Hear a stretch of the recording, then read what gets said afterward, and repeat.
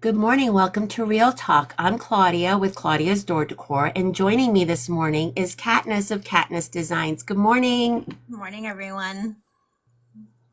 So go ahead and start with telling us where you're located and where people can find you. I am located in Washington, and you can find me on most social media. I'm on Instagram, Facebook, Clapper, all of the things. Etsy at kattnissdesigns.com. Look at that. She is everywhere, guys. She even mentioned Clapper, which in my head I giggled because I'm like, wow, people probably don't know what that is. Look it up. It is not a disease. It's actually an app that is very similar to this app that you can go live and create and all that kind of stuff. The communities over there is just a little bit different. It's a very much more community based than it is like, you know, running through anybody. Like people typically find you by somebody telling them about you. So it's different. But anyway, so she is on all things and she even has a .com, kattnissdesigns.com. Did I spell your name right? Because I had to double check whenever I brought you up. Yeah. Okay, good. Because I'm like, I know it's two T's and two S's, but I'm like, what's the rest? So I made myself, it's fine. It's fine. Okay, so you're in Washington State. Correct. Right. So that is all the way up in the corner of the US, Very like on the top. west side, all the way up. Right. So tell me a little bit about like how did you end up in Washington? My husband, boyfriend at the time, he was in the army, and after he got back from deployment, he was shipped out here. And so we moved from Colorado Springs to Washington, and we've been here ever since.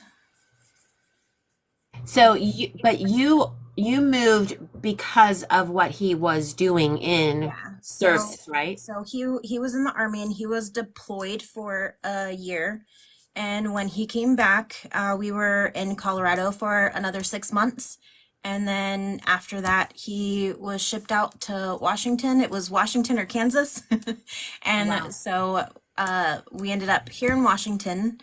And so we've been here ever since. So, So how many years has that been? oh man, been since 2014. Wow, so it's been quite some time. Yeah. And since that time, your family's grown. Yep.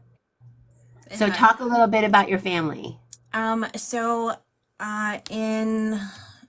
2014, we came here and got things situated, found a job, got all the things, and talked about buying a house here and kind of settling down after he got hurt in the army and had to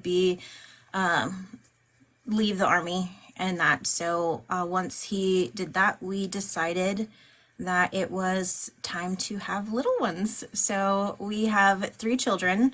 Our first are twins, and that's Marius and Lestat. And then we later on, shortly later on, had Akasha. So she's got three beautiful, sweet children that take up a lot of her time. But the coolness is you guys heard the names. The children's names are very unique. Can you share a little bit about that? I know people have asked you, but go ahead and share a little bit about how you came up with the names for your children. Okay, so my husband and I are we love kind of all the same things. We love the color black. We love vampire movies and kind of, scary things and stuff like that. One of our favorite movies, and I actually loved the book. I loved the book before I loved the movie, from Anne Rice, but Queen of the Damned, I don't know if I can say that on here, but that movie, if you've ever seen that movie, Yes. that has a vampire named Lestat and then a vampire named Marius, and then the queen of all vampires is Akasha. So So, there you go, guys. It comes from Queen of the Bleep. yep. So that is such a cool story. And I know, and I knew that about you because you have shared this in the past. Because when you share the names of your children, they're not common. So I think that's awesome. I think that's awesome. And both your husband and you were totally on board with the Yeah, names? we it was kind of our first choice when we first got together. That was one of our kind of common things, and we love that movie, and that's a movie we can watch over and over again. And we absolutely love, stories and movies about vampires and werewolves and stuff like that. So it was kind of a no-brainer. His name is Adron and my name is Kat, and so with the two are well, my nickname is Kat. Katniss. So we have two, unique names. So we wanted our children to kind of have that. We didn't want them to have some, super common names. We wanted them to have something a little bit different. So So you heard that her husband's name, which when she first said it to me, I thought was John. It's not. yeah, Okay. It's drawn. yep. Dron, Dron. Okay. So just so you understand, because when she first said it, I repeated it as John. And she's like, nope, everybody does that. Everybody does that. Yeah. So unique names, unique people. So I have to ask, because I know people are probably wondering, what's the love of the dark side? What's the love of the vampires? Where does that stem from? I think it's just something that he had a rough life growing up. I had it wasn't a rough life, but a hard life, and you have to move forward, with stuff. And I think that somehow, within that, we just kind of got lost in a completely different world. It's just someplace that isn't here, and we can sometimes watch it and not have to worry about everything else that's going on. And that, and our favorite holiday is Halloween. So spooky stuff is just, and it's just something that we absolutely love. And I love watching, ghost adventures and stuff like that. And he likes watching, documentaries on history and stuff. So I think that's just kind of maybe a little common ground, between, everything that we like together. So So do you like the fact that it is so different than reality? Like it's something like completely the flip side of reality, or do you believe that that is its own realm of existence? not necessarily its own realm of existence. It's just something completely like a 180 from our lives that, it grasps our interests and that. And like I said, both of our favorite colors is black. Halloween is our spooky is just our jam.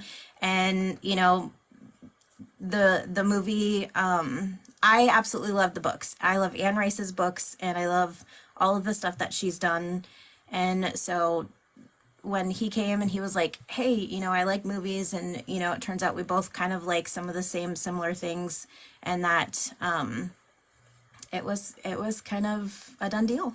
Well, my curiosity comes from the fact that that's not me. Okay, I would not be able to sleep if I did that. I don't know why, but I would not be able to sleep. So I get that curiosity and that intrigue and that I don't know, the jump scare type stuff, right? The I never thought of it that way. But my youngest child, my recently turned 19-year-old, is obsessed. She absolutely loves anything horror, creepy, and she can sleep. So that's what my question was coming from, because I'm like, just because I don't understand it, there's nothing wrong with it. Like I just think it's fascinating that you can turn that off. Like you Yeah, can go ahead and turn that off and it doesn't bother you. What about your kids? Do they like spooky? they absolutely do. Okay, that's And cool. it's No, it's that's nothing amazing. it's nothing that we've we don't let them sit there and watch spooky things, and that we do kind of, we give them room to grow and be themselves, and that, and we do watch some of the things that they watch and that. But since they have kind of gained their own personalities, and that they all three have gravitated towards watching, spooky things. My daughter's two of her favorite movies are the new Hocus Pocus, and she loves Coraline. I was gonna say Coraline. Horror Coraline. That movies. was that movie could play on repeat in my house for my youngest. My oldest could not get past the button eyes. She could not get past the button eyes. So in the comments, Laurel said, "Nice to see the beautiful face behind all the beautiful creations and comments." So yes, guys, this is Katniss. She doesn't normally go live. We're hoping to get her there, but she We'll get there. she absolutely had no problem joining me on Real Talk. So we're excited. In the comments, Jenny asked, "How old are the kiddos?" My twins are going to be 6 in May, and then my daughter will be 5 in September, but currently they're 5 and 4. And she homeschools, guys. She homeschools the kids right now. So let's talk about a typical day. Let's talk about a typical day for Katniss in her home with the littles. So we wake up. I don't have like a super set schedule since they are homeschooling. I kind of let them wake up when they do. I know I've spoken about this with several of people on their lives and whatnot. My kids do have some sleeping issues where they don't really sleep through the night, so they wake up a few times, and I've got 3 of them, so they wake up sporadically throughout the night, and they are currently getting better at that. So that's a good thing, but I let them wake up whenever they wake up. I don't, go in there and we're, awake at 5:30 and we get things going. When they wake up, which is usually around 6:30, between 6:30 and 7:30. So we will come downstairs, we make breakfast, we clean up the table, and then we get our day started. We do some board work, which entails, the letter of the day, the color of the day, the number, fun stuff like that. We sing a couple songs about, the weekdays and the months and stuff. And then, we do some matching, some, quiz questions. I'll put like a number up on the board and I'll be like, what's this? And then after that, we sometimes have like a fun activity, like we might play with the dot art, or we might do Play-Doh stuff. It just depends on kind of what activities we're in at the time and if we can go outside, which in Washington is really, really hard. It hasn't been until recently that I've been able to start taking them outside more. So we have to make sure we have lots of activities in here and that. So I've had to come up with some interesting things for them to do so that way they're entertained.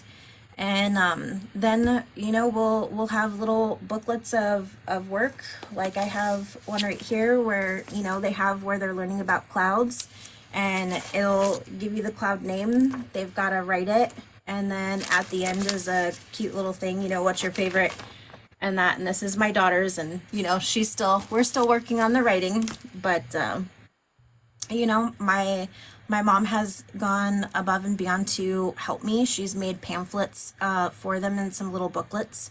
And we have a morning menu that we work off of and some stuff that we kind of do every day to keep that, instilled in them, like their ABCs and their numbers and stuff like that.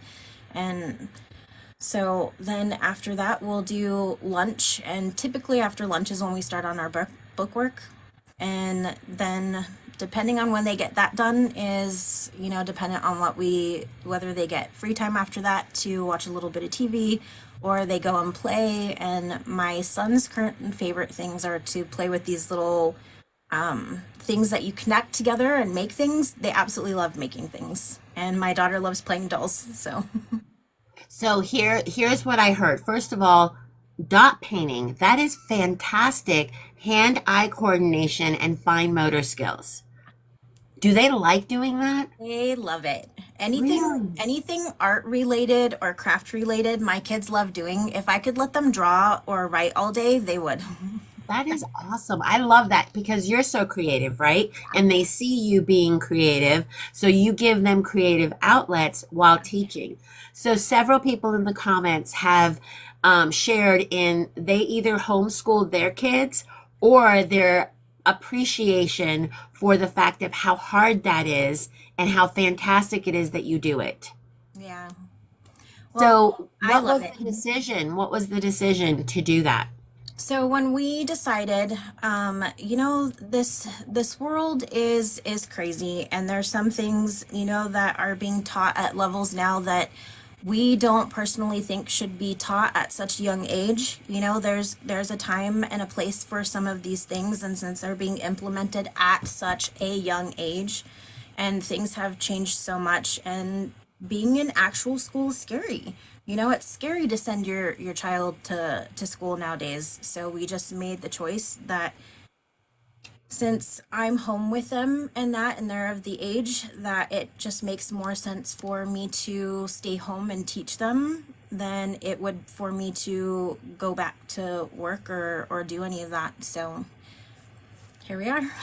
So because I know a lot of people are thinking this because a lot of us that went home to work, like the only thing that I can compare it to is going remote work, right? So I'm home all day by myself and I'm an extrovert. I don't know if you guys know that, but I'm very much an extrovert. I like my people interaction. So for you being with the kids all day, being at home all day, how do you balance that with adult interaction? It gets hard sometimes, but seeming as, beforehand I put myself so much into my work and my job that I didn't really have people outside of that I hung out with. So after I had my kids, it was kind of just me and my immediate family that I have here. And so after I started all this, here on TikTok is where I get, besides going to the store and seeing the occasional gal out and about and being like, hey, I like your hair, or I like your shirt, or complimenting someone. Outside of this, for the first few years I didn't really have that adult outlet. So now that I've started my wreath and sticker business, this is kind of where I get that interaction, and I've met some amazing people that outside of TikTok that I talk to pretty much on a daily basis. So Which is amazing, guys. There are real relationships that can be formed right here off of this app. So, those people that say, hey, I don't understand that online friendship or meeting somebody online, isn't that scary? And I'm like, guys, if you know my story, I met my husband online in 1998 when this was not something that anybody did. So, I believe that if you're authentic, and the person that you're meeting and talking to is authentic, true connections can be made on any app, actually, right? Okay, so we touched a little bit on all the things that we will be talking about. So take note, we will get back to those things. But let's talk a little bit about your upbringing. And the reason why I ask is because you are such a bright light in this community. You are always so kind and joyful, and really are, from a perspective of this side of the screen, you are truly about seeing the best in everybody. And I can see that every time you answer somebody or help somebody or you're part of the chat. I always see that about you. And that's got to come from somewhere. So let's talk a little bit about how you grew up. okay. So, I come from a single parent home. My mom worked really, really hard to make sure we had food, clothes, and stuff that we needed. Um, by the time I got to high school and my brother and sister were in middle school, sports and band and all that stuff, required a lot. And so my mom would work, you know, her fingers to the bone, and she rarely ever complained about what she was doing or what she had to do for us or what she had to get. And there were moments in time where she herself, her health was not its best. And there was one point in time where we thought that we might lose her. And so from that point on, I,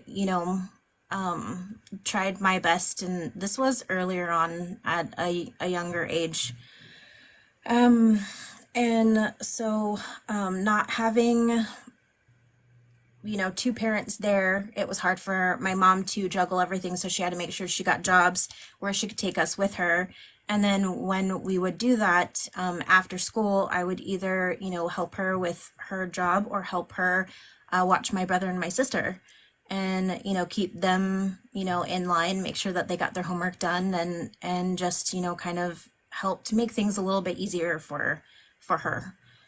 Since, seeing your mom work that hard, and my mom has worked hard her entire life, and so watching her do that, and later on when we got a little bit older, still work full time and then go back to college to make sure she got some sort of education to move forward and better her life and our family's life. A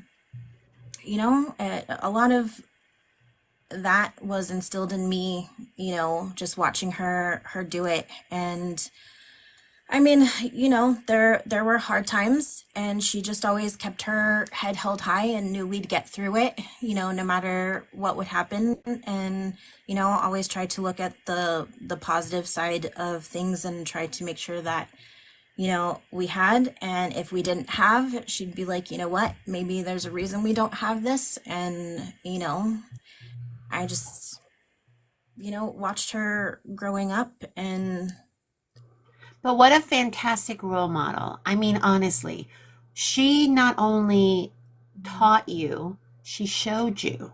yeah, She showed you. She actually brought you with her because she had no other choice, yeah, right? So you got to watch all of this. So then you basically followed a bit in her footsteps, did you not? yeah. We, after her first health scare and that, and mind you, we didn't have people to come and help take care of her, during her first surgery. So, or her first or second surgery, I had to do it. I had to help her get through it and help her take care of, what she needed to, and that. So, growing up, I had to grow up a little bit faster, and my mom did everything she could to make sure I still had somewhat of a childhood and didn't feel like I was some little adult going around. But it's hard being a single parent, and I've seen that. So having my husband makes me definitely grateful for that. And it's definitely a huge part of why when she started having trouble at work, I kind of gave up doing what I was doing. And by the time I got to start working, I was working full time in the job, any job that I was working, I always put 2000% into everything that I was doing. I was trying to go to college and do 15 credits at that time as well and get that stuff going. And I had to put all of that stuff to a halt because her job got harder, and I wanted to see her move forward in her work until she absolutely couldn't, because she was a paraeducator at this time. And, she was working with special needs kids, and some of them, at the time that she was working with the older ones, the high school kids, they're bigger, they're, a little heavier and that. So when she started needing some help, I stopped doing everything that I was doing and that, and going to school full time. I started going to school online and that, and I'd go to work with her. And I'd All right, help let's her. let's pause right here so that we can explain a little bit about what a paraeducator is, because the term may be foreign to a lot of people. So it is working with special needs children, like children into adulthood, right? Yes. So go ahead and share a little bit about what that work entails. So what that entails is, the school gets a paraeducator for a couple special needs kids that they have there, and your job is to, depending on what disabilities they have, like if they're in a wheelchair, you have to help feed them, help do their homework, help get them to and from the restroom. If we go on field trips, you have to help them in and out of a wheelchair. And it's it's a tough but rewarding job. It's I very think physical. It is it is. very physical. It is. And so when your mom fell ill and couldn't do that part of her job, you stepped in. Yeah. Okay. So that's what she's talking about. So she stepped in when mom could no longer do this part of a job. How old were you? I had at this point I was about 20, 21.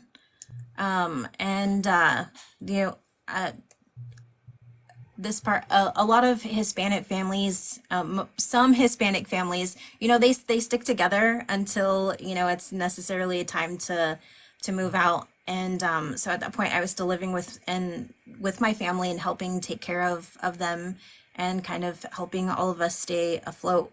And that and when all that stuff happened, we needed her to have, a job, and that to keep moving forward with her health benefits and stuff because she needed that. So all of that stuff was more important than, some of the stuff that I was doing at the time. So, So you're 21. You have a responsibility of basically being the person that your mom had to rely on at yeah. that time, right? So a lot of these things um, developed and made you who you are. So if you guys have seen or watched when Kattnyss is sharing that she's been in and out of the hospital, Kattnyss herself has medical issues. But you don't hear her complaining. You don't hear, she's just basically sharing she's having medical issues. You don't hear her complaining. She's staying positive. This is why she was raised watching a woman that states her condition and the things she's going through as fact. These are just things that are happening. They're fact. And it's hard to ask for help. It just is. When you are used to taking care of things on your own, by yourself, watching a parent do the same thing, this is what you know. This is what you know. And it's not a sign of weakness. It's not a helplessness. It's none of that. It's just like this is what I've got going on and this is what I need to do. So that's what you see Kattnyss do a lot of the times. Because she's just like, it's just another day in Kattnyss world. That's all. It's just another day in Kattnyss world. So these are the things that we see, and this is why this happens. So I don't know if you guys knew this, but wreath making, sticker making, stuff for business stuff that she does for everybody wasn't her first creative outlet. That was not her first creative outlet. Her first true creative outlet was she was a hairdresser. Yeah. So let's get into that. Let's talk about how hairdressing came in and how that became something that you were able to get creative outlet for. So, I used to draw and do poetry, and some of my classes in college were um, building things and making models of stuff, and some computer, kind of designing stuff, and that. And when I realized that, working and trying to keep making, more money, and that was going to be very difficult because sometimes, things happen in a job and you have to leave, or, things happen. And so I wanted something that I can continue to do no matter where I was at, and something that was always needed, but I would also enjoy. So I actually stopped going to college and I started going to cosmetology school. So I went and I did that, and I absolutely loved it. And as long as the teachers let me do, something that wasn't too distracting for everyone else, I could pay, real good attention.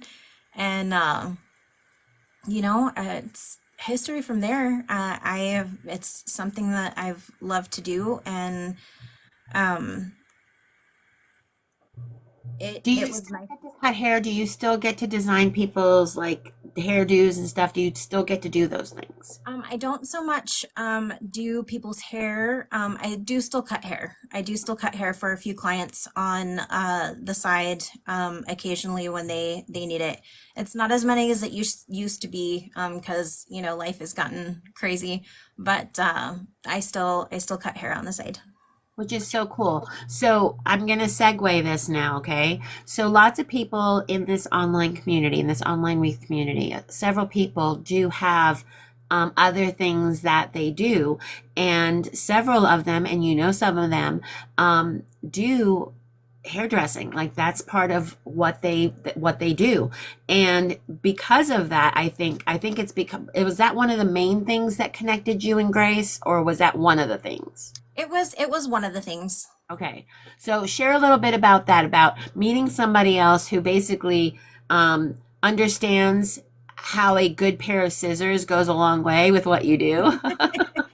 So Grayson and I met on Kayla's live, and I actually became good friends with Grace before Kayla, and she and I would talk in the chat. Once I stopped being a silent watcher and actually started commenting and started talking to everyone. She and I, had our silly banter, and once I realized kind of her humor was kind of close to my humor, and that I was like, hey, she's pretty cool, and so we started talking, in the messages, and then after that, she told me that she cuts hair, and I was like, hey, I do the same thing, and she's a barber, and does hair, and I'm a cosmetologist, and I could do all of the things but choose not to. But in that aspect, she and I kind of connected further because it's something that we both love to do. And watching people use scissors, and shears certain ways, there is a difference. There's a huge difference between a pair of scissors and shears, and how they're to be used. And shears are sacred, and the better kind are definitely more expensive, but definitely worth it when it comes to doing your job and that. So I mean, we definitely have a lot of that in common, how we feel about our tools. Well, what's funny is, and because it's just because you don't know, like I don't know that because I don't do that. So when they shared that they insure their shears, they're insured. Yeah. So go ahead and in your own mind imagine if you're insuring a tool that cuts hair, just how much was spent on that tool. Because but you understand it. And look, no one touches someone else's. You do not touch You somebody do not. else's. You do not. Those are I personally, when I started, my scissors and sheer kind of thing wasn't there, but as I started going to school and understanding, just how different a pair of scissors and shears are. I mean, I know to outside people, they look the same, they do the same. They're not. Have you seen people on YouTube trying to cut their hair with a regular pair of scissors? It's not pretty. I've even seen some cutting them with meat scissors, and there's even a difference between those. And so getting into it and whatnot, my shears, and I think I have a TikTok in there of my shears actually, and some of my stuff. I have 4 pair of shears, and each cost over a little over $1,000. Yeah. So there's that. And Lauren said, I used to do hair also and realized I hated it. It's definitely not for everyone. When you start, you either realize you don't like it, or it's an outlet. And as I said, I'm a cosmetologist, so I can cut, color, do nails, the whole shebang. But cutting hair was my jam. Even though I was pretty good at coloring people's hair, cutting hair was where it was at for me. So So slowly were you throughout. ever scared that you weren't going to please somebody? Were you ever scared, like, because for me, for example, I think about the fact that there's just some people just there's no pleasing them. Like they'll Yeah. come in and want this fabulous cut that is not going to fit their face. Your shape of your face matters, guys. The Yeah. shape of your face does determine how a haircut's going to look on you. So did you ever worry about that, or did you ever guide a customer maybe a little bit different so that they would enjoy the cut you were able to give them? And the texture of your hair matters too. Yep, yep. So there's a lot that, goes into doing a haircut. I mean, you guys come in and you see us doing our thing once kind of give us what we want, but there's a lot of, you have to worry about angles you're cutting. You have to worry about whether you guys have whorls all over your head or maybe like a cowlick like I have up in front. All of that matters. And we have to take all of that into consideration. So when we're sitting there doing a consultation with you and it feels like we're just, asking question after question, it's for a reason. It's so that way we know what you're looking for, and we'll ask you and go into your hair and kind of feel it and see how it reacts to certain things. And it takes a lot to, go in there and figure all that stuff out, and then take into account what you want done with your hair and whether your hair can do that or not. Um, it's a lot. It is a lot. And a lot of times, I mean, when you find, and I know ladies that we are picky. We are picky. When we find somebody that can cut our hair and we can style it, like we can leave the salon feeling like $1,000,000. But when we get home, for the life of us, it never looks the way it did in the salon, right? So when we find somebody that gives us a cut for our hair that we can then style, that's huge. That's huge. So leaving your customers, because you also become their therapist, because we're spending hours together sometimes, especially when you're getting color or something done with your hair, processing of sorts, or anything that you can get done with hair. You're there for hours. You hear lots of people's life stories, No? right? And you get to know them really well. Is there like an attachment that forms like when you're trying to decide that you need to take a step back for you, for your family? Because being in a salon day in and day out, it's a lot of time that you're giving outside the house, right? So when you decide to pull back, what's that like for you? How is that turmoil for you where you're just like, I just can't do this right now? If you take into consideration, when you go into a place and you sit down with that person, you do your consultation, and I know with myself, I can't speak for everyone. When you come to me, I am honest with you up front. You give me what you want. I will tell you if it's going to work for you or not. I will tell you what parts are going to work, what parts won't work for you. And I like to make sure that we're on the same level, and you have an understanding of, maybe some things won't work, maybe some things will work.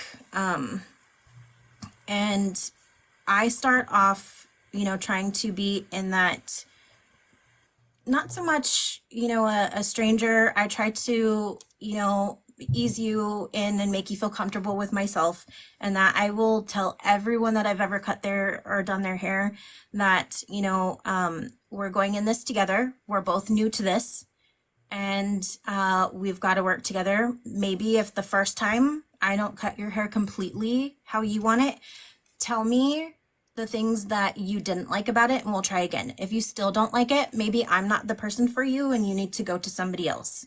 One huge thing with that is I always would tell them, because you have people who go to places and they're like, oh, this salon isn't great, they don't know what they're doing. Just because you had a not so great experience, maybe we're just, people are different, and maybe you and that person aren't meant to, be in the same bubble. But maybe someone else that I'm working with is going to be good for you. You can't base that one place off of one person that has cut your hair. And And sometimes Mhm. personalities don't mesh. Yeah. Like I'm extremely, I speak sarcasm. I speak it very well. I like to joke. And sometimes it isn't received well, right? It comes off as mean or crass, but it's not meant that way. It's like it's jovial at the same time. So sometimes personalities just don't mix, right? And So what if somebody with dark hair comes in and says, I want to be blonde? those ones are not fun because those people like my hair is darker and that but my hair is virgin hair, so there's no box color in here. There's no nothing in here. So if I were to lighten my hair, it would lighten okay. You also have to take into consideration my ethnicity, and I am Hispanic. So Hispanic hair is a little harder to lift. And if you've used box dyes in there, it will lift, depending on how many times you've colored your hair. It will lift differently in areas, and the top part is always new hair, so it will always lift brighter. That's why, there's the hot roots. So if you do this and you leave it on either too long or you do it too soon, it'll give you hot roots. So Or breaking. Guys, breaking is real. If you don't know what you're doing, breaking your hair is real. And then you go into the salon and you're asking for a miracle to be worked on your head. Don't do it. My daughters are the worst, just so you know. And they know this, and I love them. But they are obsessed with Brad Mondo. Is that his name? yeah. Okay. So they learn all their stuff. Now, my daughter cuts my hair. My oldest child cuts my hair because my hair is difficult. It just is. It's curly in places, wavy in others. There's just a lot going on with my hair. So I let my daughter cut my hair.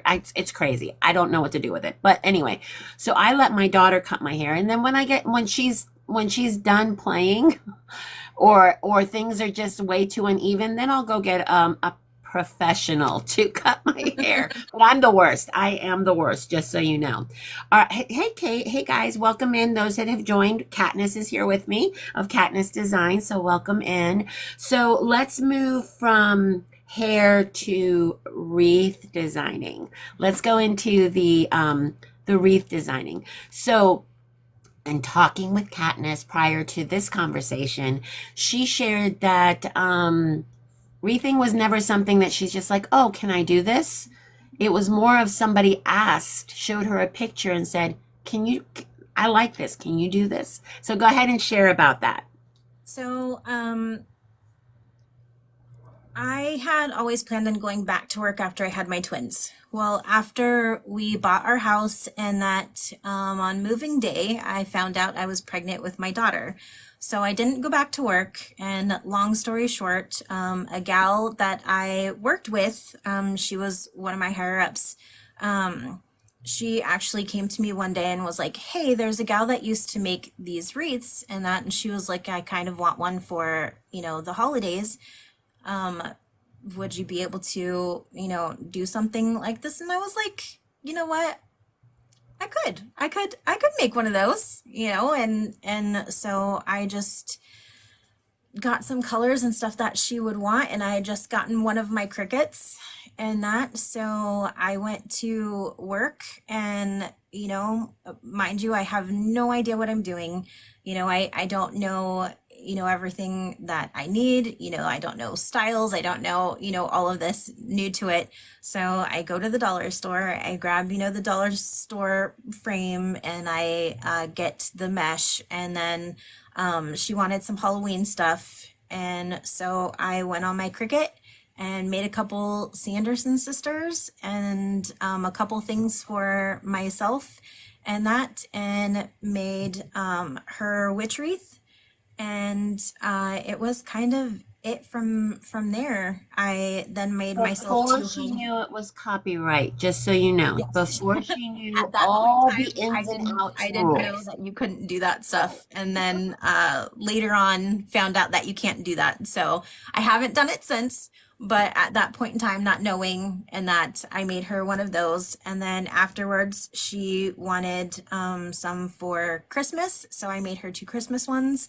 And then I made her two others after that. She bought 5 wreaths for me. So So that's how it all started. That is how Yeah. it all started. So you moved from Dollar Tree to other box store Yeah. mesh, right? Because as I got into it, it kind of um you know, it was fun for me and I liked doing it. You know, I had to measure out things and cut and, you know, kind of design and put things together.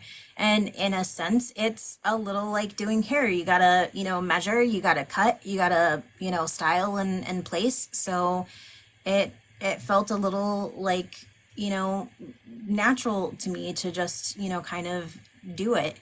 And so from that point on, I was like, hey, you know, maybe I can do this. And my husband was like, you know, maybe you could do this as a side thing, you know? And so it kind of became this hobby type thing. And Well, you also started watching YouTubes, right? You started watching YouTubes to learn. So go ahead and share that because a lot of what she shared with me had to do with watching things over and over again. So go ahead and share that. so I'm one of those people that once I start doing everything, it kind of swallows me.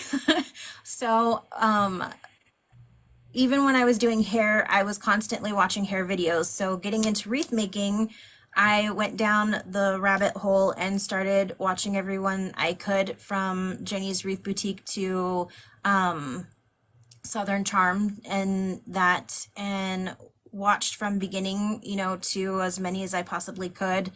And my children were a little smaller at the time, and I wasn't doing homeschool, so I had, you know, nap times and, you know, in between stuff that I was doing. So I'd sit there and I would kind of binge watch all these people making wreaths, you know, where they'd shop, how they were doing their ribbon, what techniques they were using, how they made their bows, you know, how they designed things, what flowers they were using, greenery, everything. So I wanted to know everything. So when I get into something, I have to know everything. Well, So that's the thing, because one video leads to another video, and then YouTube has this thing called an algorithm that starts sharing videos with yeah, you. So yeah, then you pull up YouTube, and all of a sudden you already have the content that you're already interested in watching. yeah. So you're So learning as you go. So you're growing and learning about all the things and all the stuff. And then how do you stop yourself? Okay, here's a question. How do you stop yourself from wanting to have all the things right now? no job. You heard it here. No way to just go get everything. So you improvise, right? You Yeah. improvise. So tell us a little bit about how you got, because it's an urge. We all get it. We all know it.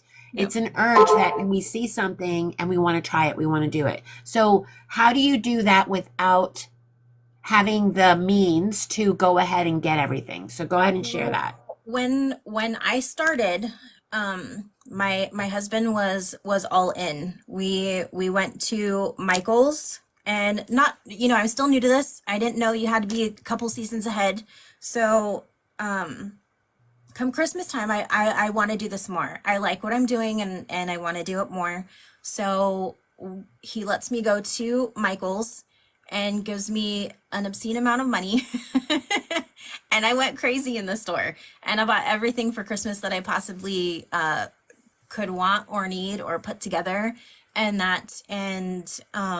shortly after that, you know, kind of learned that you have to be a few seasons ahead. So I, with the money that I would make off the ones that the gal was buying from me, I'd use that to go to the store or wherever and get more. And my husband will fund me when necessary, and that so say I need some, I would like some ribbon, you know, and that, and being a stay-at-home mom or a parent in general, you know, your kids' needs come first. And then my husband, it's my kids, then me, and then himself. And I don't really get, you know, stuff outside of this anymore for myself. When I want something, it's generally I'll save something that I need to get and get some of this instead.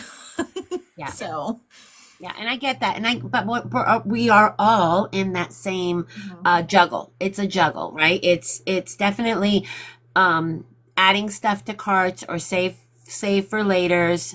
All of those things help with that initial need to get something, right? So if you don't know, Katniss definitely is very helpful to the business owners that are looking for stickers or cards or something business related for their businesses. She has what is it? Like, would it be like a print on demand business? I mean, to be honest, it's like one of those, hey, you want your logo printed? She can do Kinda, it. I have one last kind of logo that I'm in the works on, but I won't be doing like logo designing anymore because that takes a lot of time. It takes a lot of time and effort, and I just don't have that time to dedicate to that. So when someone has their logo and comes to me and they're like, hey, I'd like, stickers of my logo, maybe 2 inch, 3 inch, you just let me know the size. Maybe they want them square, maybe they want them rectangle, whatever shape you want, I can make it. I make state stickers. I have thermal stickers. I even down to the point where if you are maybe doing local runs and you stick it in a trash bag or a plastic bag and that I do the little warning stickers for the back of that just for yourself to make sure that you're covered on all ends of things. So I have two printers that I actually use. I've got two Cricuts and I've got a Munbin that all have their own particular names and this is what I use. I use it on a daily basis to I did create. see in your recent video where you had all three machines going and they all had a sticker on them that had the name of each device. So you're like, this one is working on this one. So she names Mhm. the ones that are producing because they're working. They Yeah. are working. Yes. So I it's have to have a fantastic. name so if they're misbehaving. Right, right. So what's a thermal sticker? What is a thermal So sticker? a thermal sticker is something like this. So I make these. I have some for, the mail people to tell them thank you. I have some for, this. And what these are is it is a colored sticker of sorts. It's just a sticker that comes in a color that I put into Sally, which is my Munbin, and she's my thermal printer. And thermal means that it doesn't have ink in it. There's no ink. You don't have to change ink cartridges, which is fabulous. It uses heat to make these. So I can get different colored stickers, but the print will always be black. Right. So with those stickers, that's how those come out. And these are to go on the outside of packages Yeah.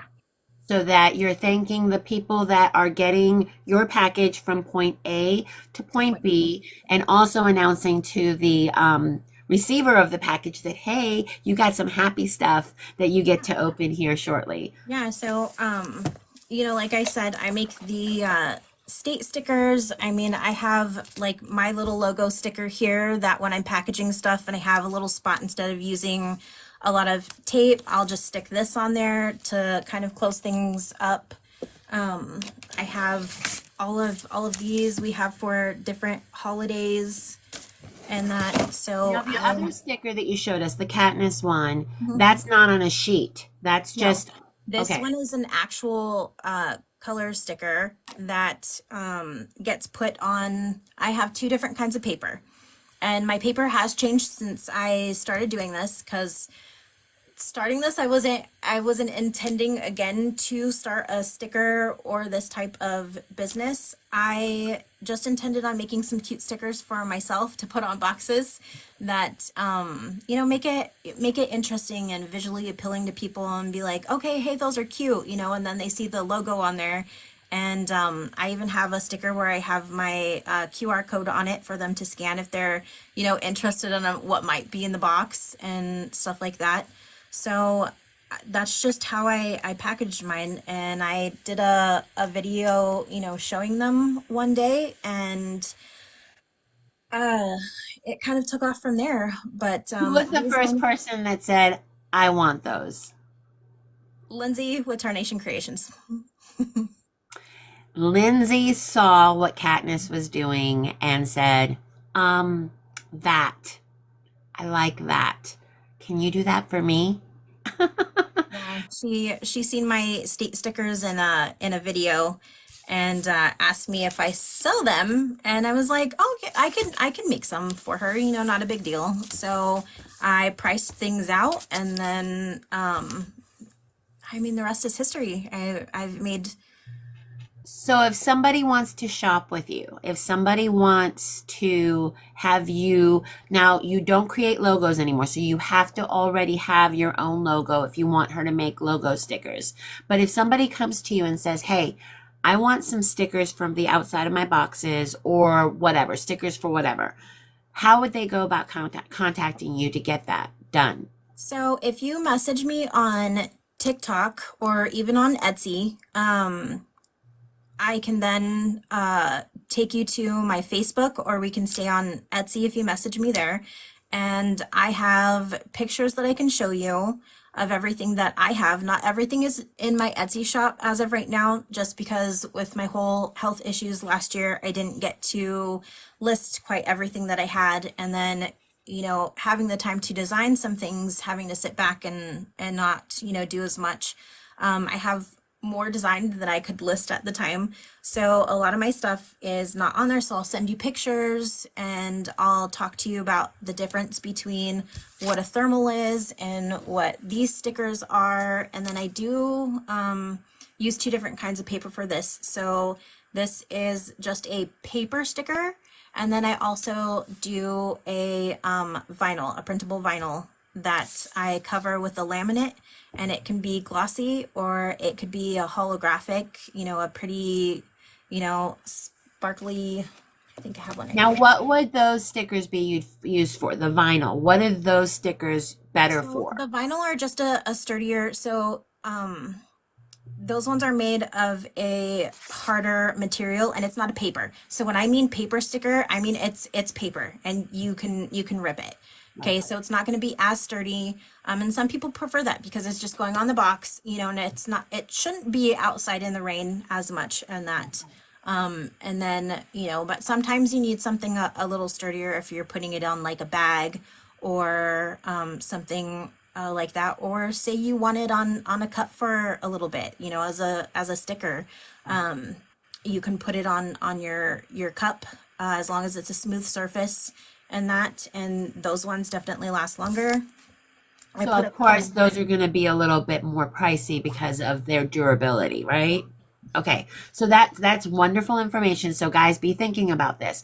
So, I have seen recently that you have made thank you cards as well for businesses. Can you share a little bit about that? Yeah, so I mostly do stickers, and I don't have thank you cards on Etsy because everyone is different and everyone likes different things.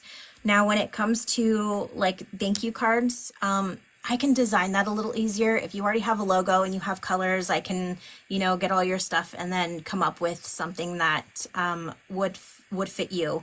And what I do in that instance is if I know you, I will take everything you said into consideration and your personality and how you are, and kind of put that into a design for you and onto a card. So if it's something you're interested in, that's definitely something you message me about, because I don't do it on Etsy. I do that for individual people who would But like. people can still reach you on Etsy. They can still message you on Etsy. And the reason why it's good to message creators on Etsy is because through Etsy you can interchangeably do pictures. Yeah. You can share information that way. So that is why it's good to contact on Etsy. So you said something about personality. If you know the person's personality, how does that play into branding? So with myself, when I do that, take my last one for instance. I did some thank you cards for Stevens's Designs for Miss Wendy, and watched her a couple times, and she is sweet, and she gave me a couple things that she wanted, and so she just comes off as,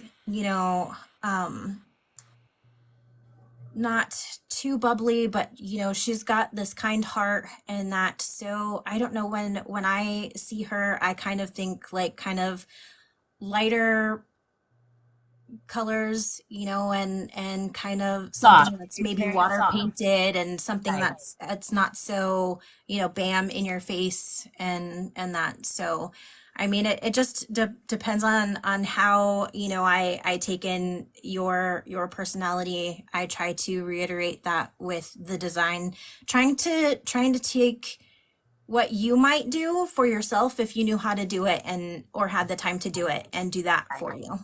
Which is awesome because you can partner with, like I said, we're a small business partnering with a small business to create something for your business. So I think it's fantastic your take on that and how you process that and can help others. So anybody that has a small business that's looking to brand your packaging, right? Anything that has to do with branding your packaging, not necessarily creation of logos. She's just said that that takes too much time and she doesn't have that time. She didn't say she wasn't going to do it in the future. She's just not doing that right now. But if you have a logo that you already have created and want some materials for your branding, she's able to help you or guide you. She's able to guide you in what your needs and what you're looking for. So I think that's awesome. Now, do you create the stickers that people use? Because you mentioned something about warning stickers, but do you create like the care stickers for people? Yeah, so like I have these ones. Oh, it would. So I have these ones, and they're the warning stickers for if you're using like plastic and stuff like that. It's just good to have in case you are, for legal reasons. If something just happens to happen, you want to make sure that you can say, "Hey, there was a warning on the bag," and cover your bases. But I have wreath instructions, how to take it out of the box, and that I'm working on a how to fluff your bow one, and that. Yes, how to fluff bows. How many people want people to know how to fluff the bows? Because sometimes when people are sharing the pictures of their wreaths, when they're reviewing and they love it, like they're super happy, but you're like, oh my gosh, that bow, that needs to be fluffed so bad. So bad. And you don't want to be rude. You don't want to be like, so you run your fingers along the wire and you fluff that thing out. Yeah, so she's going to be creating stickers to teach people how to fluff the bow. And when it comes to like my thermal stickers, if you're like, hey, I want something, with a B on it that says, thank you for your order or your purchase, or just thank you, or a certain design. It doesn't take me that long to come up with something for something like that. So I'm still doing those.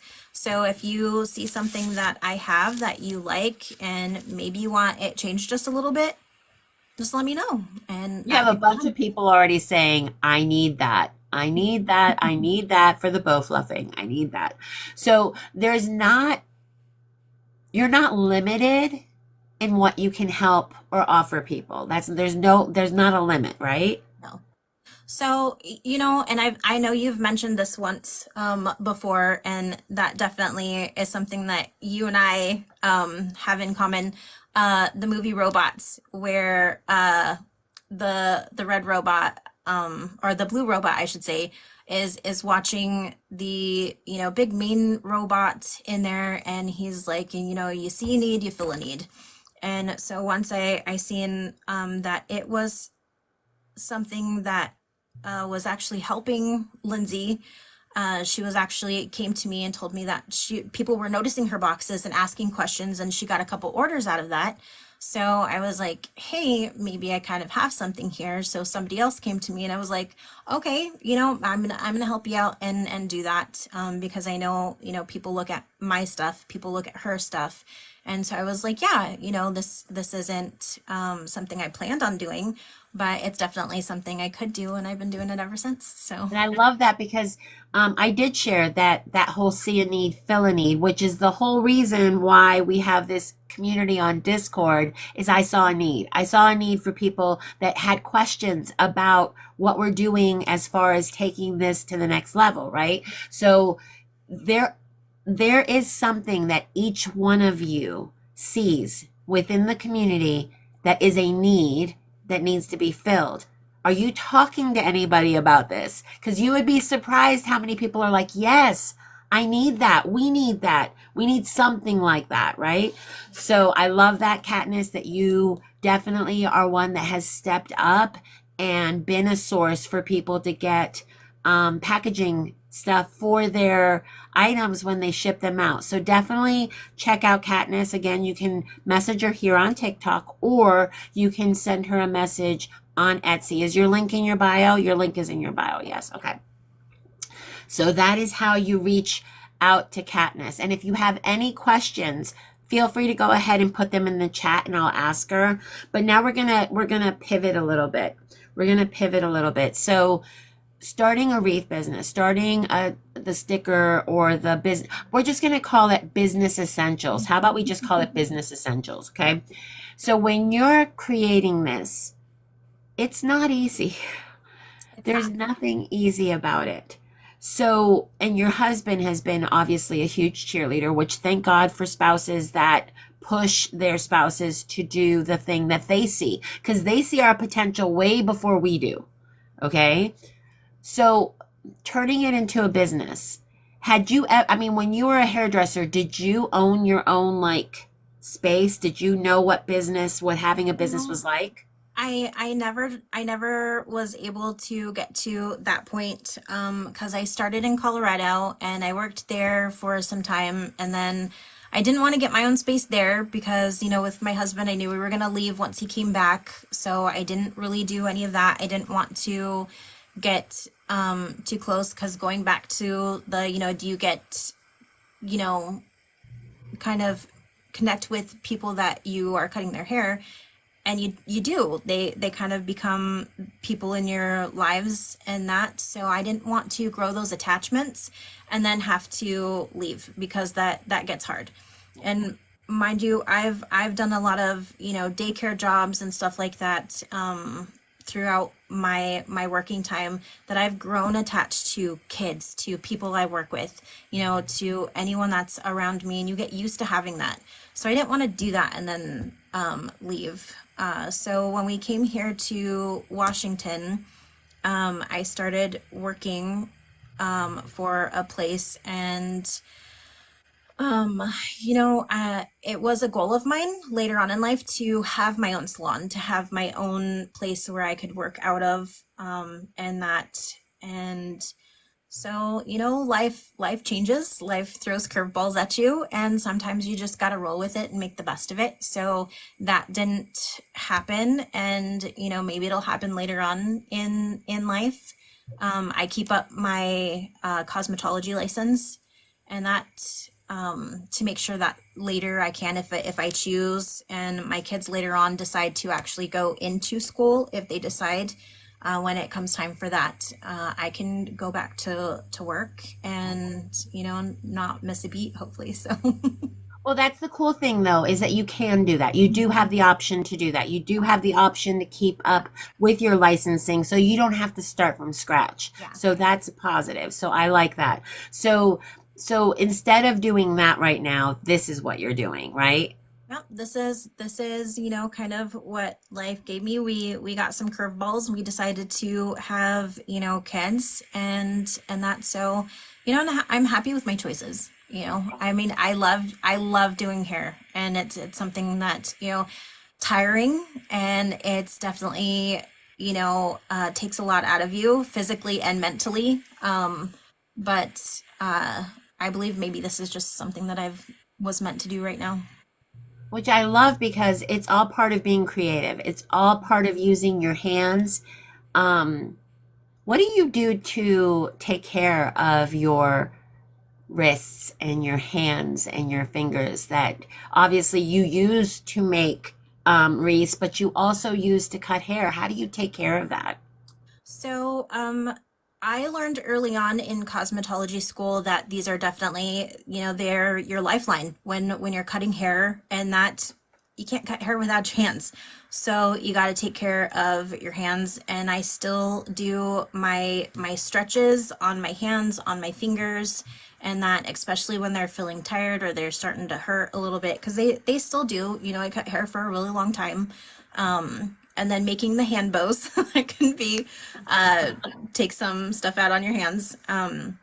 So I just make sure that I'm stretching when needed and keeping them kind of limber. And I use my hands all day constantly. So And that's important, guys. That's definitely, I mean, you guys have seen me. I've had to wear a brace, and a lot of that injury that I had actually came from a time that I didn't know how important it was for you to do stretches with your wrist, to work it out. Like if you're a runner, you need to stretch before you start running, or those muscles will retaliate in a bad way. So the same thing with your hands. It's the same exact thing. So do you typically, when you are working on a design, a wreath, do you stand or sit to design? stand, just because I'm typically all over the place. If I'm designing a sticker or doing a listing, that's generally the only time I'm really sitting in my chair. If I'm putting a sticker order together, I have to be up because I have to get the sticker paper. I have to get this, I have to put it on there, and then I have to turn over here to my Cricuts and put it on it. So there's no sense in sitting and doing it. And when I design my wreaths, I do the same thing. I put it on my table. Everything is cut on my table. I have to look down on my table. I can't do it while I'm sitting. Everything is done standing. I think because that's what I'm used to. You know, cutting hair, you have to stand all day. So it's just something that I'm used to doing. Now, so do you create your wreaths with the wreath on the table, or do you have where you hang the wreath to design? On the table. Okay. I do it on the table. Okay. Um, Because I most of find that for me, it depends on what I'm working on. It Mhm. depends on adding florals. Guys, I recommend you hang it. Yeah. My husband got me this door that you see behind me.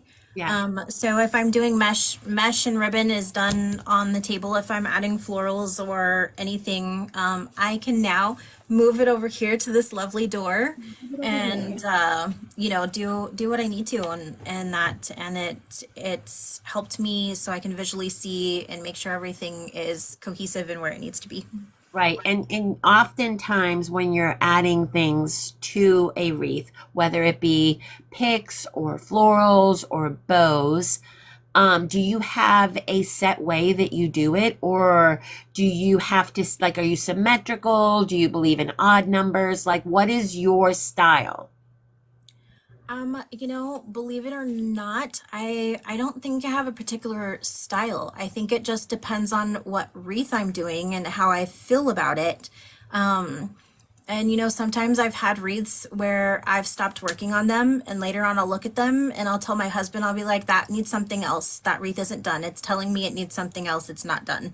So, you know, just like my stuff here, these wreaths, you know, in a way, you know, hair does to me when I'm doing a head of hair, you know, I move it and I let the hair speak to me and let me know if, you know, maybe something is wrong in there.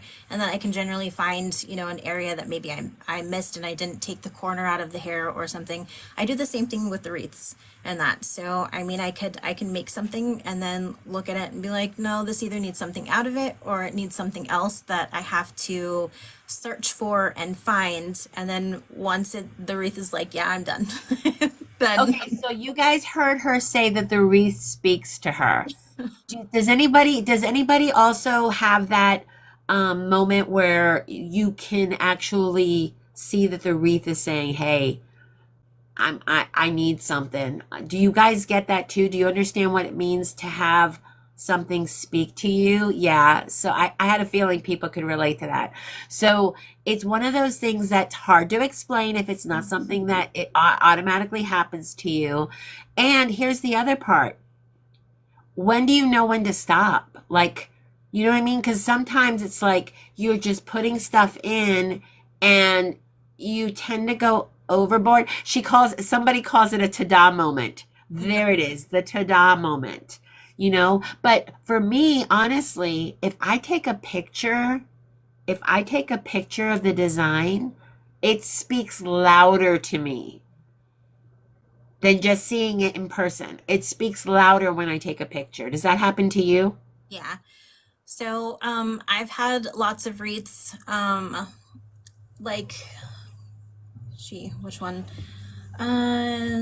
This one, for instance. So this one actually had a different ribbon in it. And I had taken pictures, and before learning, how to do pictures and stuff like that, I just took pictures. I didn't pay attention to the pictures. I just took pictures and put them up. So knowing more now about pictures, I also look at the picture, I study the picture, I make sure everything looks, cohesive in the picture, and think as a buyer would and be like, hey, would I want to buy that? Does that look pretty? Does that catch my eye? And so this one actually had a different ribbon in it, and I was looking at it and I was like, you know what, this could be better. So I went and I took all the ribbon out, and then I put all of this in, and I actually love it more now that I've used these ribbons in it than I did before. So I think it definitely pops. And yes, this is a velvet, not wired ribbon. So, but here's the thing, and I don't say don't use non-wired ribbon. You just need to know how to Yeah. place non-wired ribbon, because there is some gorgeous, gorgeous ribbon that you don't find with the wire in it, that you're just like, if only. But if you can learn how to use non-wired ribbon, you can create with it, and it can be beautiful. So Oh, she's funny. She's like, nope, this isn't wired. I know it's not wired. I'm good with it. yeah. No, I know a lot of people don't like to work with it, but I'll work with it. Like, say I have some fall designs that I'll put a bow in here, and it's just a droopy velvet bow, but it adds so much to that wreath with just that little bit in there. Or like this one that I just put it on the front, but it pops. It makes everything in here pop. And it doesn't, it's not falling, it's not droopy, it's not everywhere. I kind of listen to the ribbon, and when it kind of stands where it needs to be, then I leave it at that. And Listens to the ribbon. Yes, you heard her say she listens to the ribbon. But honestly, there is a technique that you have to be intentional with the size of the loops. You have to be intentional with the size of the loops and the purpose of what that color or that design is going to bring to whatever project you're using.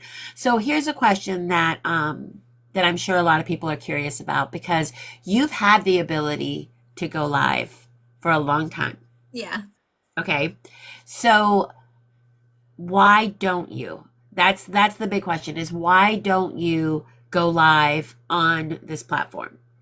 So I haven't yet, because as most of you know, we all put our families first, and that, but my mom has had health issues. My husband works all day, and that, and by the time he comes home, he's tired. It's time for dinner. I have to get the kids to bed and that, and take care of things. And by the end of the day, there's not really many people on during our time over here. And that, so it kind of seems like a little bit of a waste of time for me to be on so late at night. And then my children, as I've mentioned, they're not good sleepers, so they have woken up a lot throughout the night. So I would have to stop doing whatever it is I'm doing and then go tend to them. Or, now that we have homeschool and stuff, I would have to do it at a certain time.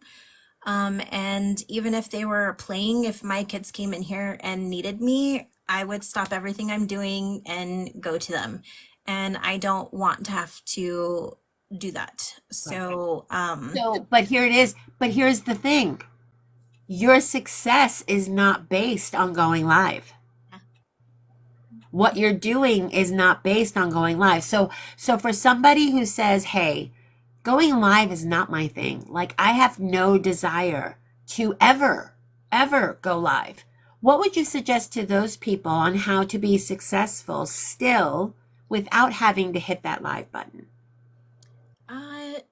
to go into other people's lives, go support everyone else. When I'm a big believer in karma. When you go out and you share your kindness and help other people, or even just be in there to carry conversation with people, people kind of gravitate towards that, and I've had plenty of sales. I mean, my Etsy isn't booming, but I've had 56 sales on my Etsy in the time that I've been doing this and kind of started taking it more serious.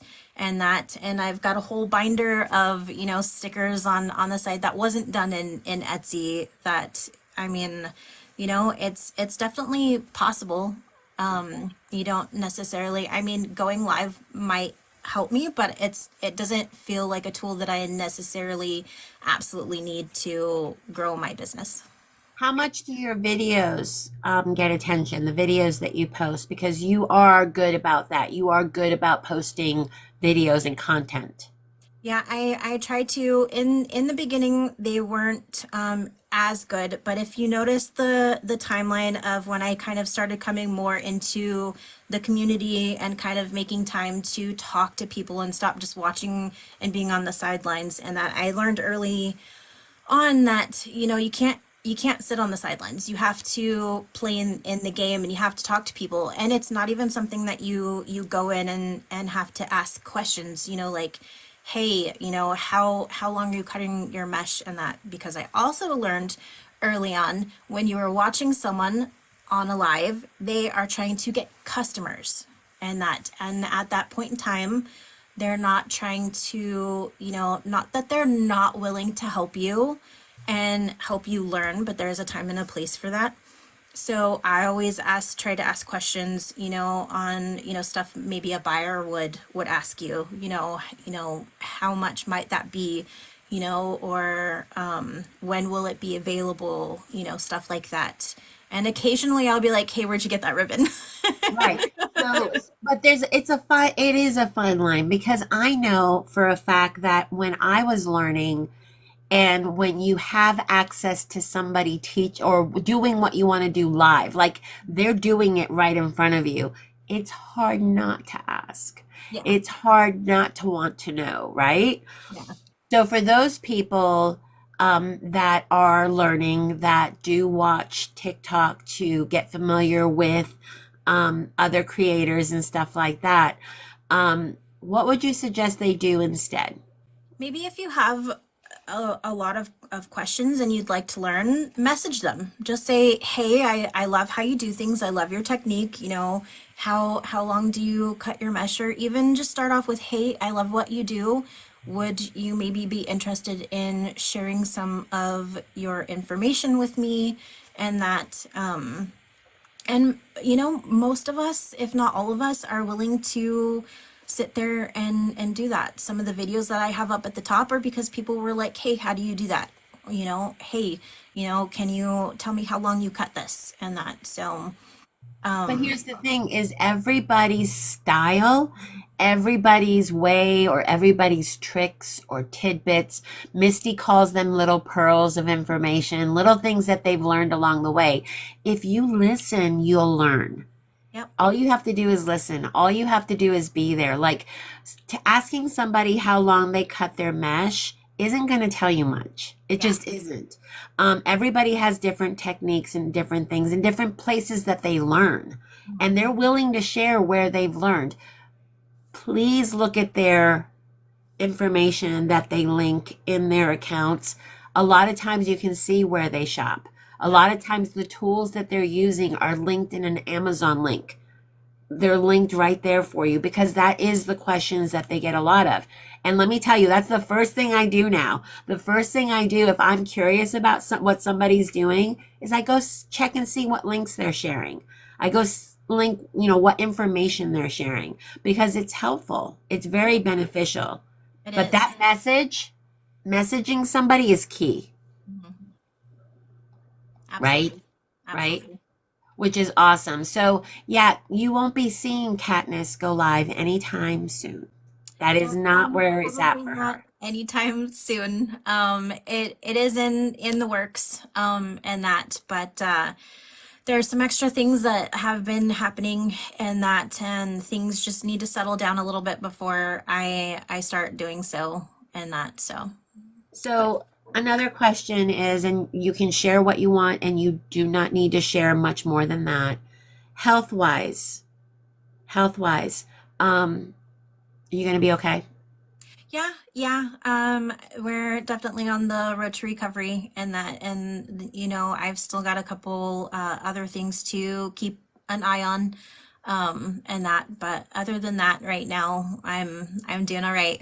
That's And awesome. That's good to know. So please just keep her in your thoughts. And if you ever think of her, if she ever comes across your mind, because we all know the hey doll, she's the hey doll girl. Um, just message her. Just message her. Show your compassion for another human being. And when you don't see her around, it's probably because she's got something going on. But she would love to hear from you. She would love to know that she's missed. Everybody loves to know that they're missed, right? So yeah, so she's on the road to recovery. Again, she is our person that we can go to help us with our branding. And she's pretty versed on what it's like to have two twin boys losing their teeth. yep. They are Essential everyone. obsessed. They are obsessed with the fact that they're losing their teeth, and it's the cutest thing ever. I have enjoyed getting to know Katniss and her family and what she's been comfortable sharing because, guys, this is a very public place. Just remember that. People can come in and out of alive, and they can also sit on the outside and look in. So it's like somebody looking in your window that you don't know you're looking. And people need to be able to share what's comfortable for them and also keep private what isn't comfortable to share. So I always respect those that join me for a real talk because their story is theirs and what they're able to share is very precious and near and dear to their heart. So something that Katniss did share with a big smile on her face is basically when she met her husband, they have been inseparable since, Yep. right? So Yep. tell a little bit about that story because I loved hearing it. So my husband and I met and went on our first date, and I can tell you the date. It was September 7th of 2012. And we went, we were living in Colorado at the time, and we went downtown on a date, and even halfway through, after eating, being downtown, just walking around, we were already holding hands and that, and we've been inseparable since. And he did have to go on deployment for a year, so we were separated for a year. But as soon as he came back, we moved in together, and we've been together ever And since. it's So history, and it's history. So basically, they knew. They absolutely knew when that first date happened. And do you see her glow when she talks about her husband? She literally glows, and that's how you know that you have your person. That is her person. And the fact that he's so super supportive and that she's able to do what she loves with so much support, that is so important, guys. That is so important. And I know that that's not the case for everybody, but know that you have a whole community of people that are cheering you on. We know how hard this is. We know how hard this is, and we are here to support and help. You just have to let us know that you need it. Let us exactly. know. Hey, I'm going live for the first time. Could you join me? Could you hang out with me? Could you just come be a person in the chat for me? It is so important that you guys have that, but we don't know if you don't tell us. Yeah. And you know, there if there's people out there who, you know, maybe like some of the things I do or need a help with a hand bow and that, just reach out to me and I'm more than willing to make a video. It might not be within that few days, but I will eventually get a video out for you. Or if you need help working on your crickets, I can help you working with your crickets. You know, they're feisty little things, and I know they're hard to work with sometimes. So, you know, sometimes we just need a little guidance, a little help, and a little kindness, and you know, all that goes a long way. Patience and patience because we're not even patient with ourselves. If we pay attention, we're the ones that get more frustrated with ourselves than the people that have offered to help us. Be patient with yourself. Be patient with yourself. If somebody says, I can help you and are willing to help you, let them. Yep. My Let them. inbox is always open. See, look how fantastic that is. And if you've run around these parts, and I say these parts because we tend to all be in each other's lives, You know that to be true about Katniss. You know that to be true, how she interacts with people, how she shares with people. Half the time she knows the creator so well that she can answer people that are asking questions. So if the creator misses what that person says, Katniss can be like, "Yeah, I've watched Claudia a lot. I know that she cuts her mesh to 19 inches. I know that. So I'm going to go ahead and help the person that's asking out." My modding very seriously. She takes her modding very seriously. Let's talk about Hey, let's talk about being a moderator, okay? Guys, our moderators, the moderators that come into the chats that help the creator out, they don't benefit any from being moderators. They're not being paid. They are basically like, I'm going to sit here and watch this creator anyway. I want to be helpful. So go ahead and talk about what the pros and cons. Let's talk about the pros and cons of moderating. So the pros of modding, is we get to watch you, we get to interact with you, and kind of become TikTok friends, and that we get to know a lot about the people who are coming in and out of someone's live, and generally, if like in my case, I've gotten to know the person that I do the lives for very well before I start doing so. And then they'll ask, "Hey, will you mod for me?" And then I do so because I feel like we have, kind of that connection there that I can actually do this for you. And as I believe in all things, if the personalities click in that, then it'll be a good thing. So I like to come in, and I've generally watched you for a while. I know, how you do some things, have listened to questions that you've answered numerous times, and gotten to know how you do things and how you like to respond to things, or, some of the other people in the lives and that. And so having that conversation not only one helps you grow, but it too, makes connections in there to keep the live comments going. So it is a mod's job to, kind of keep an eye on who's coming in and out of the live. If there's some not so pleasant people, to, weed those out, and keep the conversation going. If it's kind of dying out, maybe say something funny, maybe say something that someone's gonna, make a remark about, and that. And then I also believe that, who you're modding with kind of comes into play as well. And if you notice, I mod in a few other places that Grace also mods as.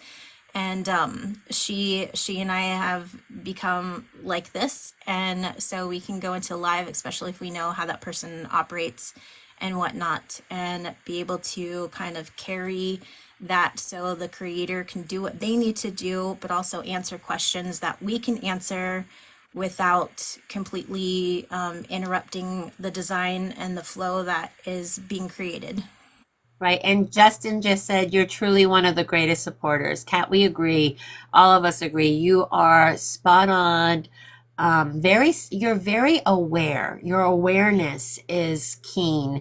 And I like that you can definitely pick up on the shift, the vibe shift, and you're quick on it. Like, you are super quick on it and are able to stabilize. So that is definitely something that is a skill. It just is. I don't know if it's people watching or knowing a lot of the personalities that travel in these parts.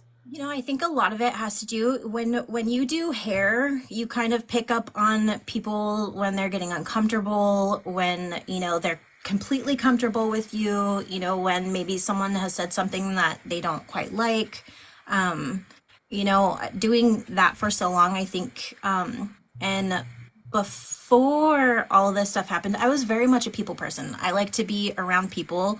And as I've told you before, throughout high school, I was one of those, "Hey, look at me" type people, and that not so much anymore. But I was very much so let's hang out, let's be around people, let's do this, let's do that. And some things happened in life, and life just happens, and so I'm not quite like that anymore. But I've still, with my life experiences and doing hair for so long, I've come to be able to watch someone and watch their demeanor. And sometimes it's something in their eyes, something in the way that they stand, and that just changes, and you kind of pick up on that after a while, and you're like, okay, we need to either maybe slow this down, or maybe take this in another direction, or maybe say goodbye to someone. So this is the thing that I noticed, especially since you have modded for me, is you pick up on me before I pick up on me. And that to me is amazing. Like I know, like she will ask me something in the chat that makes me go, "Oh, okay, she picked up on it. Okay, I got it. I'm good. Let's carry on." But I love that she makes it feel safe. Like she's subtle.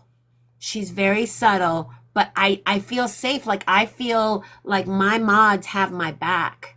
Like I'm gonna cry. My mods have my back. And they're so super supportive, and they're so helpful, because when you're designing and having to keep up with a chat, like you guys have watched me, I lose my sync. I lose my place. I have to recalibrate. And it's hard to do that with an audience and keep your cool. But my mods have my back. Like I don't have to worry about that anymore. And has it not changed the way that I create? Has it not changed that I'm not like freaking out or having to explain myself as much? I just carry on. Yeah. It I got like I said, emotional on that one. I take my modding seriously, and I try to be there as often as I possibly can. Like I said, life does happen, and sometimes I can't make everything. But when I am in there, I try to do for you what I would hope someone would do for me. And these meeting everyone on here and being able to see you, even though I know you guys don't get to see me a lot, but I just I feel these connections with you guys. And when I do that, I like to take care of people around me. I like to take care of people, and it's just what I do. And so when I see what's going on with someone else, and that I try to ease my way into moving things or doing things without making it known to everyone in the chat. And that's why I also like to get to know the person who I'm modding for before I do so, so that way we can be on that same wavelength. Because I might not be the best mod for everyone, but for those that I have modded for or do mod for currently, we already have that. So you just have to make a face, or I see your demeanor change, or even the way you're standing, or how forcefully you're doing something. I know that there's a change that happened, and I find that, and I try to fix it, and take things in a different direction. And definitely, like I said, having someone else to mod with, having Grace mod with me in a lot of places has been fun, because then we get to carry on our own little banter and get people joining in and trying to get the conversation going and keeping it going. So that again is a pro. If you can get moderators who also have a relationship with each other, because there's a lot of conversation that has to go on behind the scenes so that they can both agree or disagree on whatever it is that's happening. Because sometimes you do have the unwelcomes come in and not be kind. And at that point, it shouldn't be the creator that's handling that. It really should be the mods that are taking care of that. Because if I bring attention as the person that's creating, if I bring attention to it, it can ruin that live. It can ruin that live. So that's why we appreciate our mods so much. And we know life happens. It's not an expectation on the creator's end to have moderators in the live all the time. So don't think that that's a necessity, especially when, if you're not a person that has hundreds of people in your live, you can handle the handful of people that come in and out. That's not That's not hard to do. Um, Connie just said Katniss is very calming in messages in her voice. I asked her once to read me a bedtime story. She is. Connie, you crack me up. But that's the relationship that we all form because we all are watching the same people and we are all celebrating those that want to go live. Yeah. Okay. So we are celebrating those that want to go live. Do you have to have mods? Mhm. No, you don't. But are they helpful? Yes, they are very, very helpful. But definitely ask people if they would mod for you, because just making somebody a mod doesn't mean that they know what that means. Yeah. How many times have you shown up in somebody's live and you were already a mod? Only once before, but that's only because I mod for other people and they were like, "Hey," so I did this. So Yeah. and I've been totally cool with it, and I kind of make it clear that everyone on here, I may not be a complete open book, but when it comes to you guys, I'll let you know, hey, I can do this and this and this. I've got this going on, and I try to make things work to the best of my ability. So, Which is so kind of you. We appreciate you so much. So, does anybody have anything that you would like to know or ask Katniss about her business, what she's willing to share based on her children? Because oh my gosh, they are the cutest. Just imagine the most curious and sweet little boys and the most precocious little girl that has to deal with brothers. Basically, that sums up Katniss's sweet babies. And she's got her priorities straight, guys. She will absolutely stop whatever she's doing, whatever conversation she's having to basically be there for her kids. Connie's asked, how are you feeling?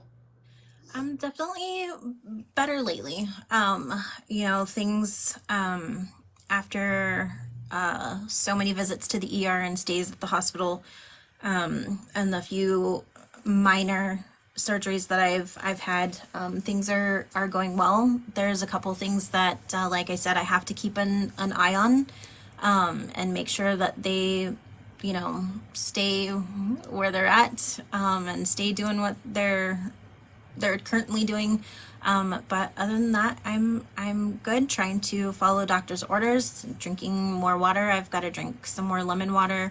Trying to do my best to take my vitamins and remember to do that. Yeah. So So it's basically staying, watching what you're doing and keeping with what you're supposed to be doing.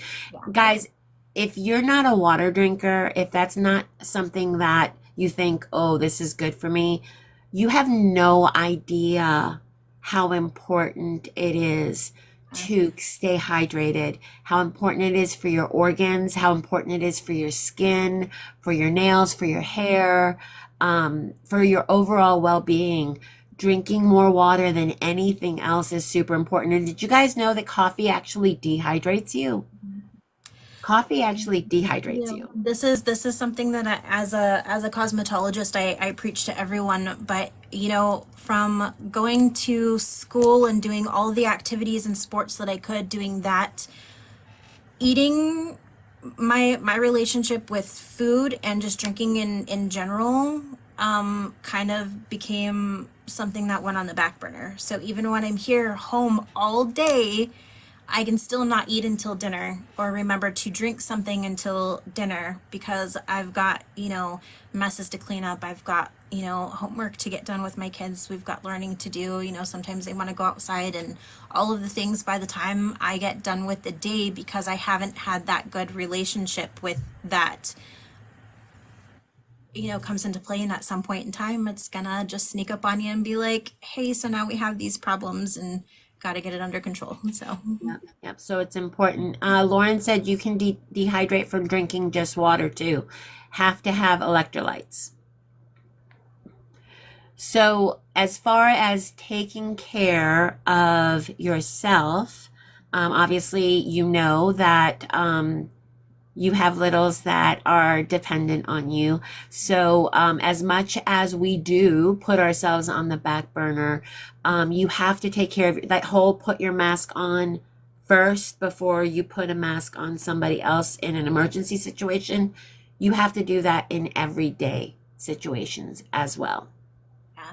So There, it's important. and it's a hard thing to do. There are some days that I don't, and I will tell you those days, we struggle in school, and we struggle, I struggle to get things, clean and done around the house throughout the day. It's definitely one of those things that if you're not 100%, say your cup and you are full, you can, give to other people. But if you give too much, you're gonna have nothing left for you to take care of yourself, to do other things and get other things done. If you can't do for yourself, you're not gonna be able to do for others. So So the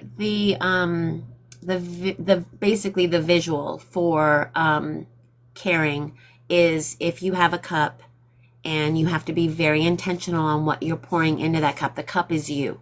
What you're pouring in will eventually be what overflows from your cup.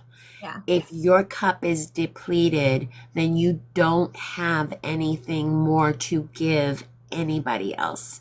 So you have to keep your cup nice and full. That includes thoughts, guys.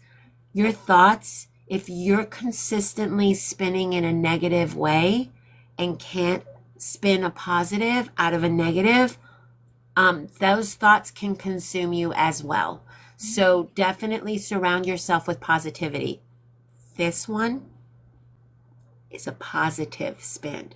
She is a positive spinner. She is so good at keeping things light and lifted and is able to even when talking about anything to do with anything negative within the community, she always is a reminder of your positivity will speak volumes over anything negative. Your positivity will speak volumes over anything negative. So surround yourself with the ones that can spin things to the positive because you will notice that you will be able to do that too. Yeah, if I've just been to the point in life that I try to think before I do anything, and even though someone does something to you that was negative and continues to do it to others, I mean, it's got to be a reason, whether big or small. And I don't want to help spread that. I don't want to spread that. So, say you come to me and you're say, hey, so and so is doing this. I'm gonna tell you, go to so and so and figure it out. It's first and foremost your negativity with that person is none of my business. Now, if you want to come and vent, just say, hey, I want to talk to you about this. I need to get something off my chest. That's fine. But I'm not gonna sit there and talk bad about someone else because it's just not what I We're want all to do. human. We're all human. And getting somebody on board with us is not necessary. It's just not necessary. We don't need to be on each other's bandwagons. We don't. That's not it. Now, if you're going to talk to me about her or about somebody else or whatever, something happened, understand that we have bad days, we have bad moments, we have bad interactions. It doesn't constitute who we are as people, because I guarantee you, at some point along the way, we have been super kind, super thoughtful, super helpful, fill in the blank, to whoever is now on the other side of that bandwagon. So understand that personalities can either be magnets, but you flip a magnet around and it repels. So And understand that that's normal, okay? That is absolutely normal. But this one, you can't convince me otherwise. She is a ray of sunshine and she has her days. She has her moments like we all do. But for the most part, it's hate all, always with this one. I'm a big believer that everyone can, sit and eat, and I want to see everyone succeed in that, but sometimes it just might not be at my table.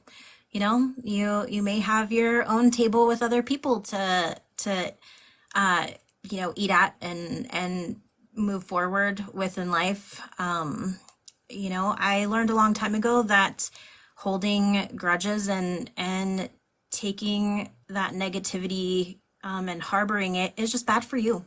It's nothing that you need to hold on to, and the longer you hold on to it and think about it and keep, spreading that, you're just infecting other people with that negativity, and it's not good. And then sooner or later it's going to be you who people are saying those things about. And I just never want to be one of those people. I like to see everyone succeed. I like to see everyone doing good, and so I try to share that as much as possible, because I want that to be what people give to me, come time for me to start doing this and going live and being on the other end of this.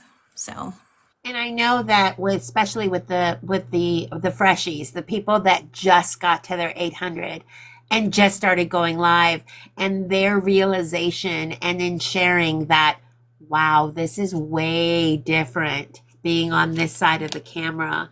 It is way different reading the comments coming at you, and how it's not immediate. You ask a question and it takes a second for people to answer you back. So then you're sitting here in those perpetual seconds that seem like forever, waiting for somebody to respond. Just give it time, give it patience, especially if you're creating. Ask the question, create, and then the answers will start coming up. And as being a mod, and just watching different people going live, one, TikTok plays a lot into it. It can be slower on some days, it can be faster on some days. And I have come to find that sometimes someone else has gotten the comments before I've even gotten the comments to show up on there. And so sometimes I get to a comment before Grace, or sometimes Grace gets to a comment before me, and then I'll pin it for her. Or, I'll make a comment and forget to pin it, and she'll pin it for me. And that, but it's something that when you're on the other side of the camera, and not that I've done it, but I've been in a lot of situations where I've had to be on the other side doing this.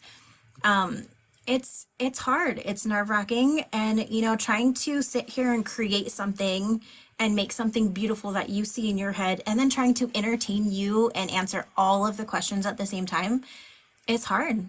It's difficult. It's not an easy It's a thing to dance. do. I call it the dance. It's a dance. And not only that, but you know that when you're watching lives, you know what you like Mhm. out of that live, right? So you know that you like the interaction, you like the goofing off, you like the challenges. Some of these creators, like recently, that want to race their tappers. I already told this individual that I would just quit. That's too much pressure. There's no way that that would ever work for me. I already, and I know this is going to gross you guys out, but other than sitting here and having a conversation with you guys when I'm creating in live, I'm sweating so bad. And all I want to do is get off the live and be done. I just want to be done, because creating and having an audience is far different than having a conversation for me. It is. It is. So, here, Creations by Stacy says, I bet it's also hard when you have no viewers. Yes. Yeah, and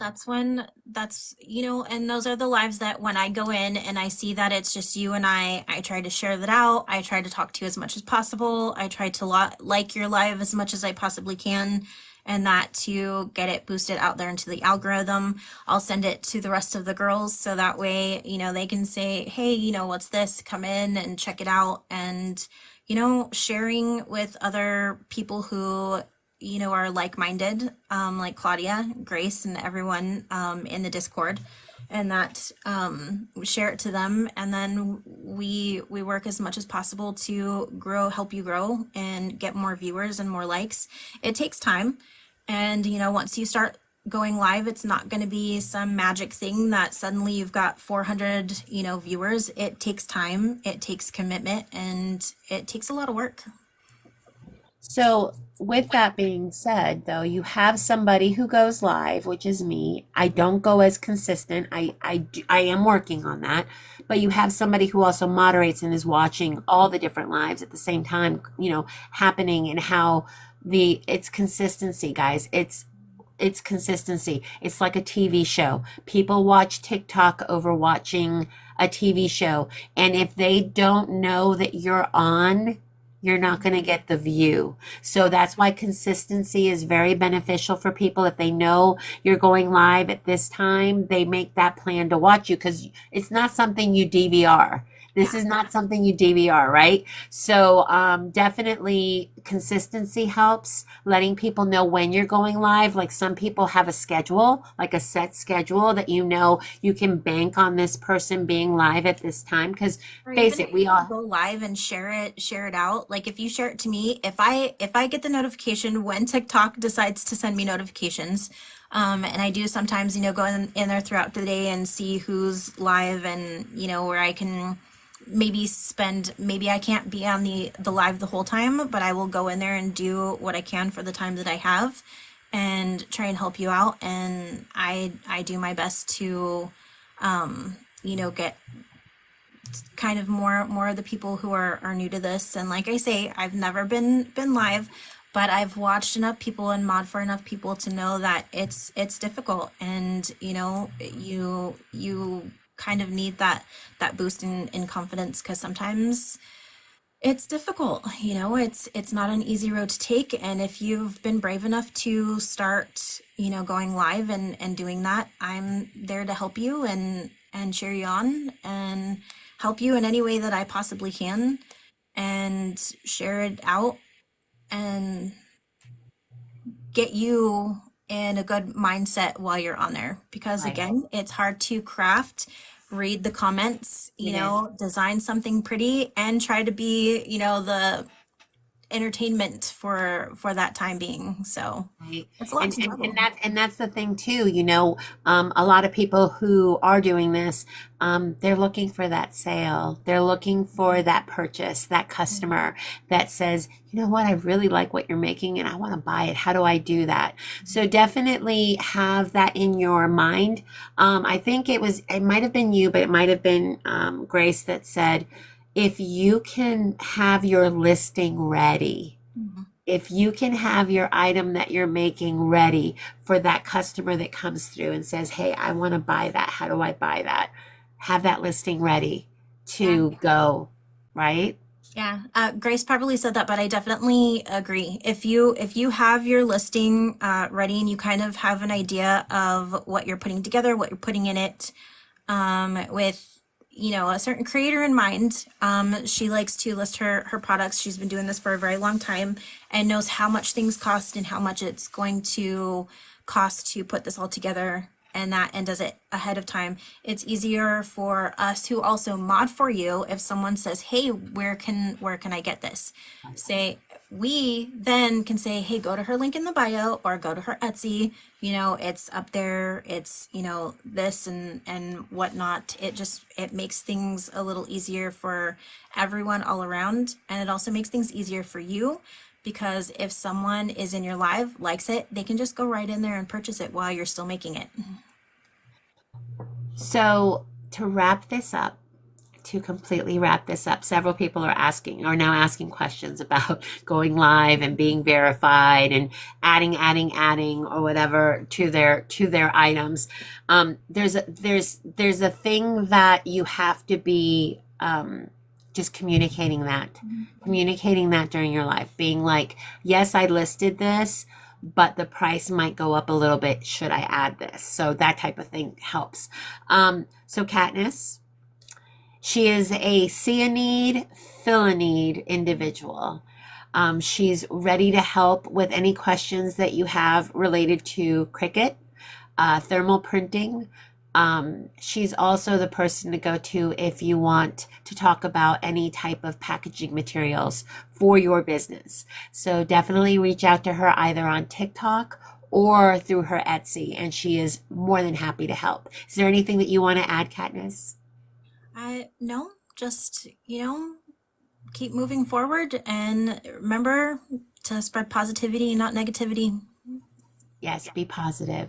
So, guys, thank you so much for being here this morning. And Katniss, again, thank you so much for joining me for Real Talk. I can't wait till people can go watch you in this full video on YouTube. Monday morning, it'll release. So be sure to like, subscribe, and follow. And we will talk to you guys all later. Thank Bye, you. guys. Bye.